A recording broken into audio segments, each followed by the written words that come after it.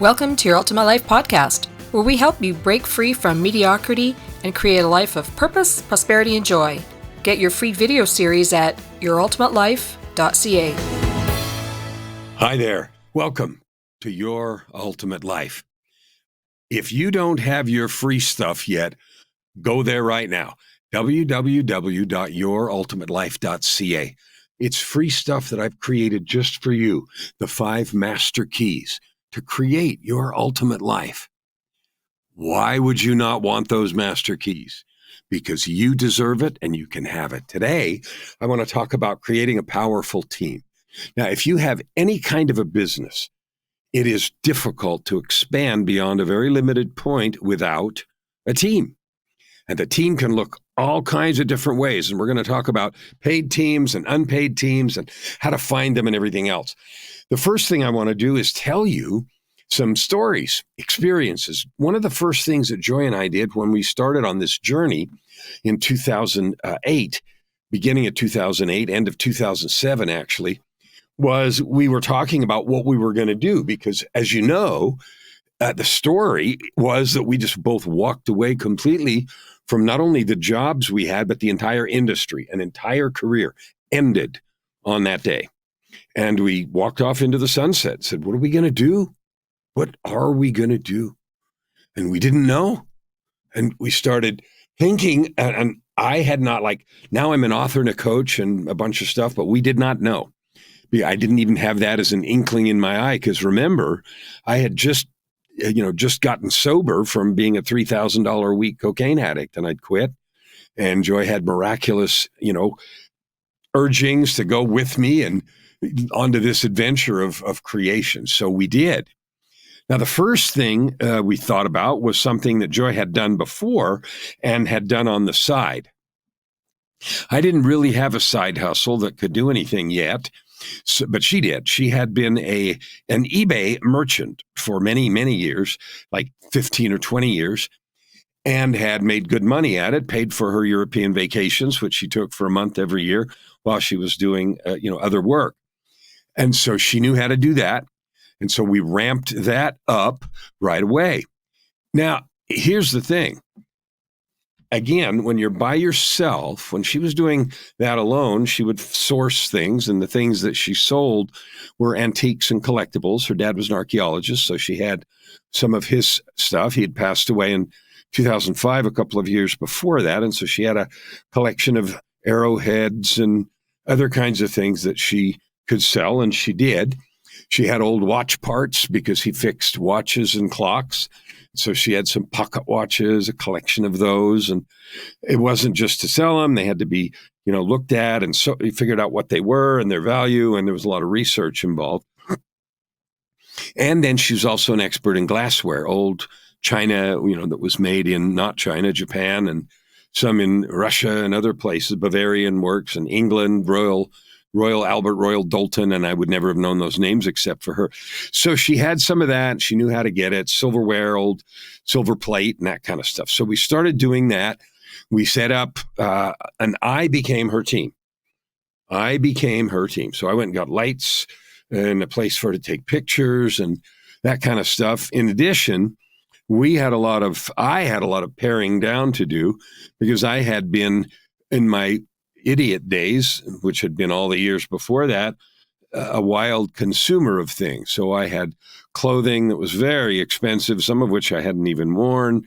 We could sell all that. We just started thinking, okay, what can we do here to start creating? So we went all in to create that sort of thing, and we did that. And so she did that, and I helped to some extent, setting up lights and doing some things like that. Then I said, okay, what can I do? I had always had a recording studio and had done a lot of music.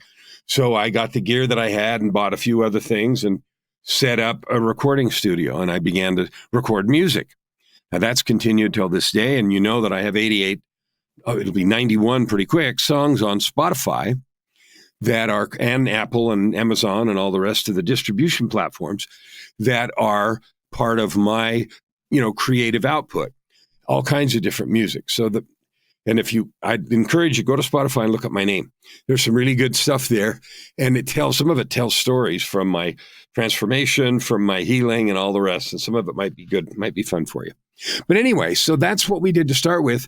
And we were each other's team. I was mostly her team. Then we moved to Phoenix after a year at the end of 2008.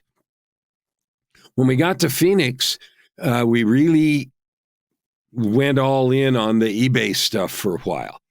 Phoenix is a fabulous place for auction sales because Phoenix, Arizona, and Florida are two places people retire, and then there's a lot of people who die there, and then there are estate sales and that kind of stuff. So we would go regularly to auction houses on Wednesday night auction, Tuesday day auction. There was just different ones. And she went. Sometimes I went along just to be the pack horse. And I'm telling you this story to talk about the teams. So as that business ramped up and started really doing well, then I became the packing and shipping team. I got really familiar with, the postal rates and how to pack things. And I was good about it because a lot of it was glass. And so we had to make sure things didn't break. And we did break a few things, and I had to learn to do that well. And so, every afternoon, weekdays at least, sometimes on Saturday, I would take 2 or 3 hours, depending on how much stuff there was, to pack it and ship it. And, we would say, oh, time to do the packing and shipping. And so I would do that. And we worked together as a team. Then I started writing in 2009 and 10. I started writing and wrote 5 books on meditation. And I began to think, okay, I'm doing this music. I created some music for that, and we started this creative process also. And then I started enlisting Joy's expertise in marketing because she, in the eBay world, had a lot of expertise, not only on eBay, but also Etsy and some other sites, and had some pretty good insights about how to do marketing. Well, is the lifeblood of any business where you sell your products and services online. So we began to work together a little bit there, and it was kind of rough and messy at first as we figured that part out. And I'm telling you that part because it's important to understand that creating a team, an effective and powerful team to support your business, is going to be a bit of trial and error. That you're going to make mistakes. You're going to try things that work and things that don't with people as well as methods. Okay. One of the most important pieces. So there's more to that story, and I'll pick it up in a minute, but I want to talk for a second about one of the pieces of a team. One of the first pieces of a team is your customers. And I learned this very quickly helping Joy with her eBay business because she was very obsessed almost with her rating, top seller rating, positive things, 5-star feedback all the time, because that became a team, a marketing team. If you don't have high ratings, top seller is awarded to people that have a certain rating and have a certain number of thousands of sales that she had accumulated. And so she got that, and that really matters because that lets you be listed first when people look up stuff, just like Google rankings. So your stuff gets listed first, and then people see the top seller and 5 stars and all that kind of stuff. And you know what that does? I mean, you look for it, and I do it. So the first piece of your team that you can cultivate is your customer, and that's an unpaid team. And the idea there is, okay, well, here's the question: what do you need to do to serve your customers so well that they are a testimonial for you all the time? Whether they give one of those weird looking testimonials where people, stand against the wall at an event and it looks like they're a deer in a headlight and they're saying something against a blank wall. Those aren't very effective and they don't sound very authentic anyway. So I'm not talking about those kind of testimonials, but feedback. Arrived on time, well packed, beautifully done. One of the fun things that we did is one of the auction sales we went to, she bought an entire set of Mexican pottery style dinnerware. And it had plates and salad plates and cups and, sugar and, a whole bunch of pieces, right? And the guy that bought it, we bought it and then put it up, on for sale. And a guy bought it, and it was a famous and I can't think of the name right now, but it was a well-known pottery designer. And the guy that bought it was an airline pilot, and he was based in Germany. And so he didn't want us to ship it to Germany. He wanted us to ship it to Florida because he planned on, and he said, I'll get it here in Florida and I will repack it for shipment overseas, because I guess he assumed that it needed to be better than it was going to come. So I packed it very carefully and well, and it was a full set, and it was a couple of moving boxes full, and they were heavy, and et cetera, et cetera. And one of the nicest pieces of feedback that we got was that this was packed so well, they did not need to repack it for shipment to Germany. So that kind of feedback, as well as stuff on time, exactly as advertised, shipped quickly, all the good things that people say on those online platforms really mattered. So that was the first part of our team, and we cultivated that carefully. Customer feedback is an important thing. So that is a piece of unpaid team that anyone, no matter what your business is, can cultivate. Now, there's several ways to get feedback, testimonials. One is built-in platforms like that. Here's a secret that I've learned. When you go to someone and you say, I need a testimonial, would you be willing to give me one? They often don't have any idea what to say. They don't really know what you want, and it feels awkward. I've been asked that, and it feels awkward. And so here's what I do when I get asked to provide feedback or a testimonial. And I just did that last week for someone who is a client, and I've seen their work, and I've also used their services. And so I said, tell me what would matter the most to those who would see this. What do you think would matter the most to potential clients of yours? And in all sincerity, I say, tell me what that is, and I'll see if I can say that for you.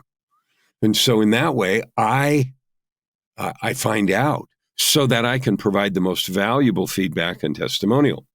Now, if you're trying to get feedback from, not on a platform like eBay, or you're a coach like I am, or that kind of thing, you help with marketing or you help with design or whatever it is, and you want to get some feedback, here's the way to do that.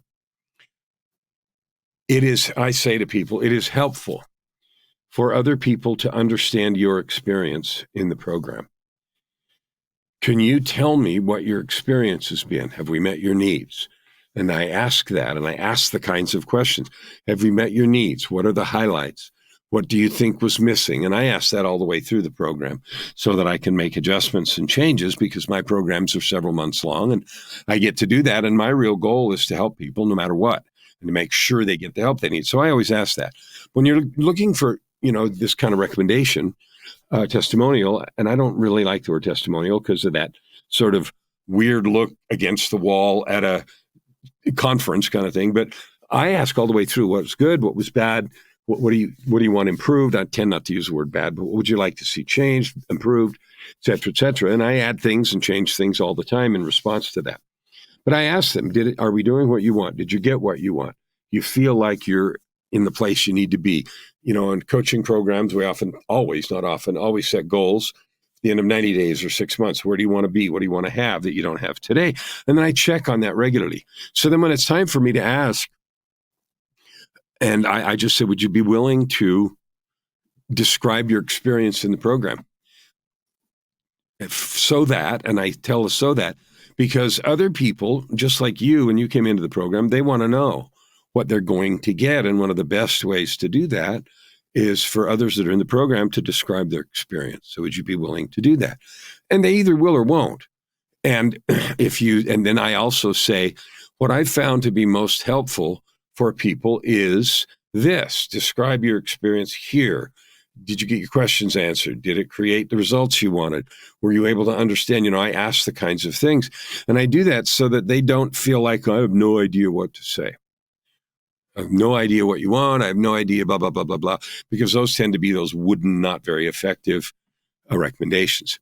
So that is how you can get unpaid team.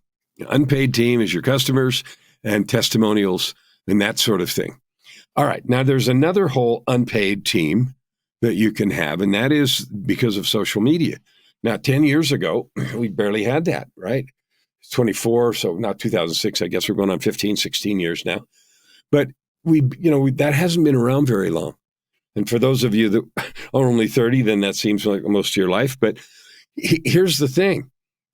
25 years ago, even 20 years ago, we didn't have that. When I ran the recording studio to start with, I advertised in the Yellow Pages and I advertised in the local newspaper, and eventually found out through trial and error the best way to advertise was in the news and arts paper called the New Times that was in Phoenix. It was free every, I think, Friday.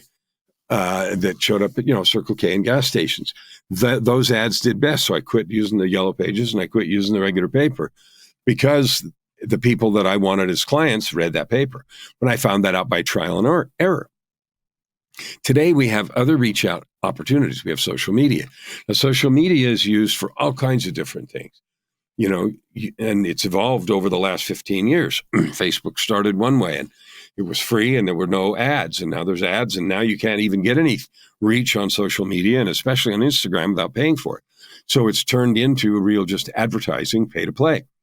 And keeping track of those evolutions allows you to use social media in the best way to be an unpaid team member, an unpaid advertising team member.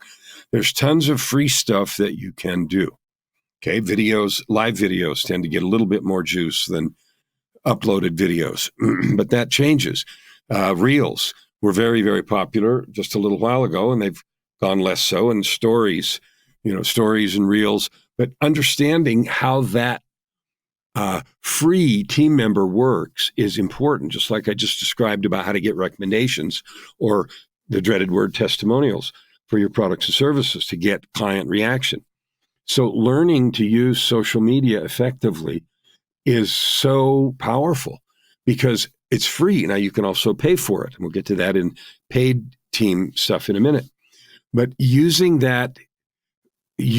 social media effectively is a massive boost to your business, can be a massive boost to your business. And here's how you do that. How you do that is you need to understand the demographic. Who uses that social media platform? What do they come to that platform to get? What is the organic reach when you post something on there? And you won't know that by yourself without being active on it for several months. And you can read about it, and you can, find out Reddits, and there are courses and so forth that lots of marketing people offer about how to get clients on this platform or that platform. And then those are often also paid. But learning how to use this astounding, amazing, free platform is really important. And yes, there are real benefits to free. YouTube is one of the powerful ones because it's different.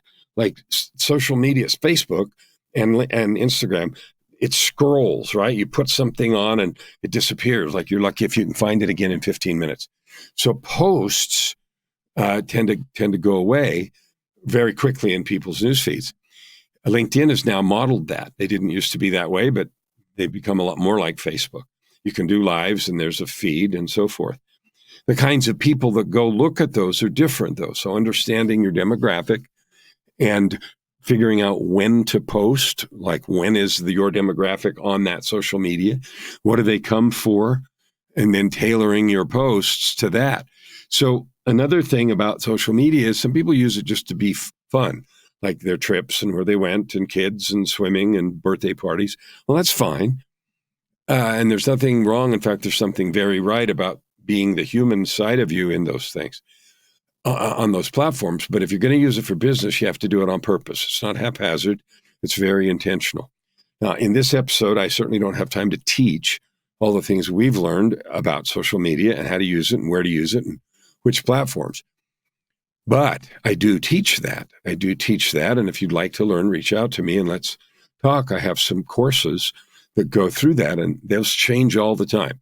So it doesn't matter what you've learned about it, it's wrong because it changes every week, and you have to know and keep track of that, both the free stuff, and now we're going to move into the paid stuff, and also team members, paid team members, because we use those also. My wife, my business partner, my angel, she is a master of that. She's in several masterminds to keep track of what's changing, how the algorithms are working, what the demographics are, and on and on and on. And so she runs that part of our business, and she's really good at it. And it comes right out of her old eBay business and the stuff that she did before. Now, as we have developed, the business, the coaching business, and the books that I've written, I've written like 19 books now, and the music, all of that has now become the big piece, and the eBay piece has shrunk. And so we're now working together as a team, and she also runs a publishing company. And so she knows a ton about marketing and so forth. So, and we teach courses about that. All right. Now the third part of team, you have unpaid team that's customers, unpaid team that's proper use of social media. And you do have to learn that. And I can't possibly teach that in a 30-minute episode. The third part is your paid team. Okay. Now the paid team consists of three things. You have how you use your ad spend. If you use Google or Facebook or Instagram or YouTube or LinkedIn or Pinterest ads. Okay. And those are all different. Twitter ads also, or X, knowing, again, the platform, who uses it, when to use it, how to spend. Do you do long running ads at a few dollars a day? Do you do big ad spend? All those things can be known. They're not a mystery, but it depends on the product and it depends on the demographic you're targeting. That is one way to do it, and you need to do that right. When we first started, I did it completely wrong.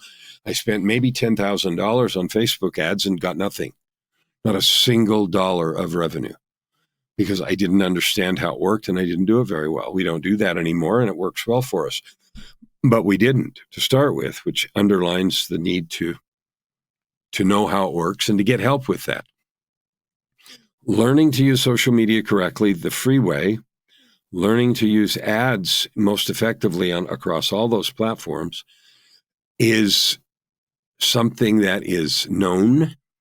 And there are people who are expert at it, and go get help. Pay for good help, because the time it takes to figure it out yourself is long. It's a long game, and it changes every 2 or 3 or 4 weeks with tweaks in algorithms. And the algorithm that works for Facebook doesn't even begin to work for YouTube. Like, they're completely different intended audiences and intended use cases. The last piece I want to talk to you about is staff or freelancers. We don't have any permanent paid staff right now. We've experimented with that before, but what we do have is some pretty permanent freelancers. We use several freelancing platforms to find them. And again, that's trial and error. Okay. You need to go through several freelancers, use services that vet freelancers. We use Upwork a lot, which is the largest platform, but there's also freelancer.com, and there's also Fiverr, Fiverr, and Fiverr Pro, which is more expensive, but is ostensibly has a higher level of skill for products and services. You've got to vet them. You've got to talk to them. You've got to have a process to have a conversation with them. Here's a mistake I see, and we made this too. So many people want to have no communication. They just want to send some emails and send a text and have it all just sort of happen. You've got to have personal contact. You've got to get to know and have conversations with your freelancers if you're going to use them for more than a single job. Now, you can have single job freelancers create me this graphic or a book cover or something. But if you're going to use them long term, which we do and are, then you need to talk to them. Examples that we use people to help us with social media, creating posts and posting it at certain times and in certain ways, according to what we talked about in part 2. It's all free stuff. It's not free because I'm paying a freelancer to help me, but the social media doesn't cost anything. We also use them sometimes for ads, although Joy right now tends to do all of our ads because we know enough about that to make it work for ourselves. And because of our not so exciting experience with paid advertising when we hired other people to do it. So we have some permanent social media people. Joy has some freelancers that she uses regularly for book layout and book design, cover design, and that kind of thing. And we have others for graphics. We have a freelancer that we use permanently for graphics. And we had We had one for a year that did podcast work for us, finding me podcast guests, guesting slots, and we paid her for a time. We did that for about a year, and we've stopped doing that for a while, and we may do that again. But those are just examples. And you can find freelancers to do anything, anything you can get done. But what it depends on is your ability to describe it clearly and your ability and willingness to have regular communication. So those are the steps. Those are the kinds of teams that we have and that we've experimented with. And those are team members that you're going to need at various stages in your business. Now, why did I take a whole episode to talk about the nuts and bolts of having teams in your business? And here's why. Because most of the people that come to my coaching have some kind of business they want to grow or improve, start, grow, or improve. They have that. And there are people in the business or clients that are making a lot of money. And so they're looking for efficiencies and improvement. They're looking for management processes and how to deal with teams. And I have extensive experience with that. Or they're starting business or trying to grow. And these areas are things that there's always struggle, always, this mistake and that mistake. And so helping with those processes, how to hire, how to vet, how to communicate, how to fix mistakes, how to correct things that are going south. All of those things are regular management processes that are skill sets, and you can learn them. Now, here's the gem for today. Everything I talked about just now in all the rest of the episode was about your business and about having a team for your business. It applies exactly, line for line, to other relationships in your life. Because there are people in your life who function as your team, your support team, your cheerleading squad, or your hecklers, your naysayers. I mean, you and I both know there may be people of your friends or your family or your acquaintances that think you're nuts for pursuing the ultimate life, for trying to have a purpose-driven life, for trying to live with purpose, prosperity, and joy, for trying to make a difference in the world, for trying to use our phrase, add good to the world. They're going to think you're crazy. And they think, you ought to get a regular job or you ought to not take those chances and this and that. And so careful management of that team, because I talked about the team in the context of selling products and services, which is what the whole next episode is going to be about how to sell products and services, which is the lifeblood of every business. The other part of your team is your heart team. The team of your cheerleaders, the team of your encouragers, the place you go get advice and help when you fail or have problems, or you want to give up, or stuff isn't working out like you want. That is such an important part. And that team is your coach. And you may have some others too. But if you don't have good coaching, it's going to be really hard and slow to become successful. So as I mentioned, on all those, you can get help with social, you can get help with ads, you can get help with anything you need to do from freelancing. You can get help with direction, with consistency, with mindset, with overcoming barriers and blocks, with eliminating fear through good coaching. That's one of the reasons I love coaching so much, is because it is so much fun to help you create the life you want. Get that business or that thing that you want to do to impact the world, get that over the goal line so it's having the effect you want. That is so much fun for me. I had to learn all that. So I didn't just say I can help you. I have walked the road, hired the coaches, created the products, done the mindset work, overcome my own decades of depression, addictions, suicide attempts. I have done all those things and walked that path. And so I absolutely believe in you. I know you can too, because there's nothing magic about me. I live and breathe as a coach. My commitment this year is to help 250 million people. You're one of them. To create your ultimate life, a life of purpose, prosperity, joy, excitement, fun, just where you love your life every single day. And you're not, I'm overwhelmed. I have so much to do. You can get rid of all that, but it won't do it by itself. So I'm inviting you to connect. I invite you to subscribe. I invite you to reach out and let's talk. It's especially whether you're living your ultimate life or not. If you're living your ultimate life, I want to talk to you about guesting opportunities and spreading your message. You guesting on one of my many shows. If you're not living your ultimate life, stop putting it off. Stop giving up. Stop, making it, well, someday. Someday never comes. So this is your invitation. Reach out. Let's talk. I know I can help you do your impossible things, get over your impossible goal lines, and move forward and create your ultimate life. Open your heart and this time around, stand. Thank you for listening to today's episode. We hope that you take it deeply into your heart and decide for yourself how you can create anything you desire.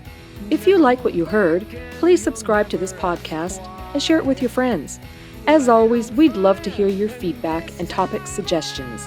Until tomorrow, this is Your Ultimate Life with host Kellan Flukiger. Stand with your heart in the sky and your feet on the